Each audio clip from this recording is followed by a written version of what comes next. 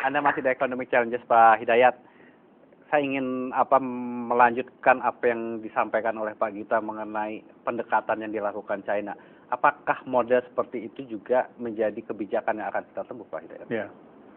Jadi ini adalah suatu industri yang kita sebut value added industry. Dia juga merupakan industri yang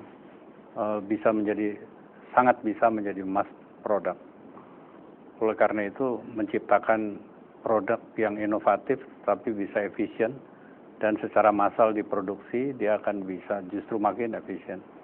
Dan jangan lupa juga di Cina itu ada keistimewaan ekspor barang secara masif itu. Kalau mereka bisa ekspor besar, pemerintahnya memberikan regulasi tax yang khusus, yaitu PPN value added tax-nya itu bisa ada rebate, ada potongan 13,5% kembali. Maka mereka bisa menjual murah. Lebih bersemangat ekspor jadi. Lebih bisa ekspor. Ya. Karena kemudian pemerintahnya mereimburse mereka punya pajak.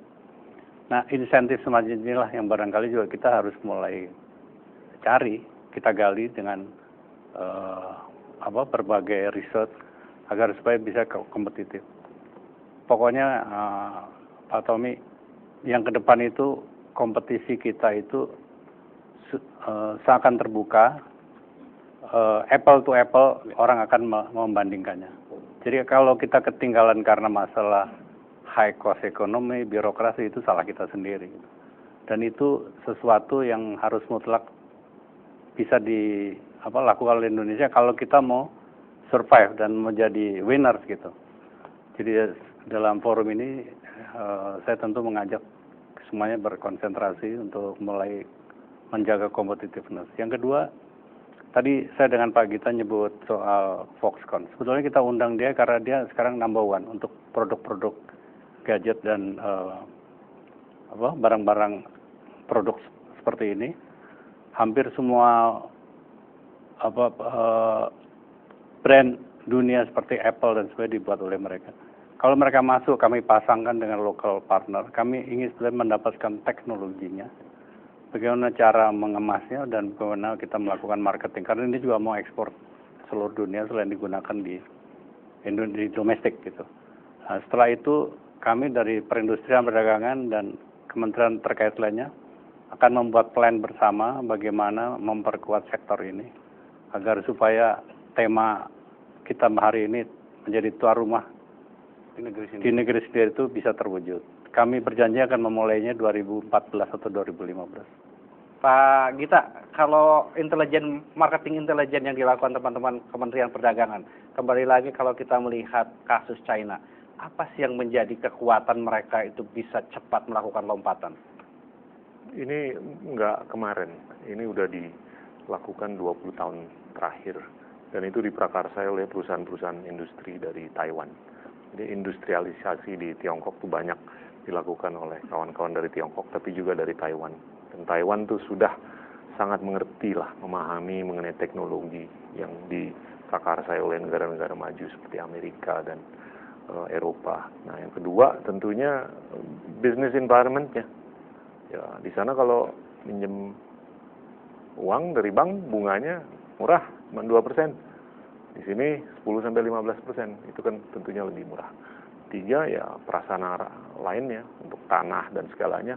Itu Foxconn waktu investasi di Tiongkok, untuk masing-masing pabrik yang dia bangun di 22 kota, itu tanah semua disediakan oleh pemerintah.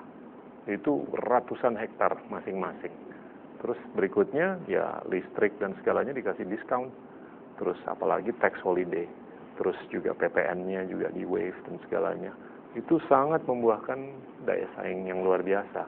Nah, ini saya setuju sekali dengan Pak Hidayat kalau perusahaan seperti Foxconn melihat potensi di Indonesia yang begitu luar biasa karena konsumsinya yang besar dan terus meningkat. Dan mereka mau mengalihkan modal, mengalihkan teknologi dan bermitra dengan kawan-kawan di Indonesia. Itu luar biasa karena mereka salah satu dari hanya beberapa perusahaan di dunia yang mengerti untuk memproduksi produk-produk canggih dengan biaya yang rendah sekali. Dan itu kalau diaplikasikan, mungkin di Indonesia nggak $10, tapi $11 atau $12. itu pun juga sangat bisa bersaing. Pak Hidayat, mengapa harus menunggu 2014, Pak Hidayat? Kalau kemudian dilihat pasar tahun kemarin bisa 52 juta, tahun ini Pak Hidayat tadi mengatakan sampai 70 juta. Mengapa kita, rasanya Foxconn sudah lama juga kita approach itu? Tahun ini dia akan masuk ke Indonesia, pertengahan tahun inilah. MOU-nya mereka sudah tanda tangani dengan local partner-nya di Indonesia. Kami juga sudah mengawalnya. Tentu mereka akan mengumumkan sendiri nanti, launching secara resmi. Mereka akan membuat manufacture, mereka juga akan join untuk distribusinya, baik domestik maupun ekspor. Dan dua-duanya nanti dipartnerkan dengan lokal. Dan kami memberi misi kepada lokal partner Indonesia ini, agar supaya mereka menyerap alih teknologinya, juga distribusinya, agar supaya bisa memperkuat barisan baik industri nasional. Pak Gita, kita nanti akan mencoba membahas, Pak Gita mungkin bisa menjelaskan peta sesungguhnya mengenai nilai keekonomian produk HP, gadget, kemudian PC yang ada di Indonesia, tapi kita harus jeda sesaat, kita harus mendengarkan terlebih dahulu headline news pada pukul 22 waktu Indonesia bagian Barat, tetaplah di Ekonomi.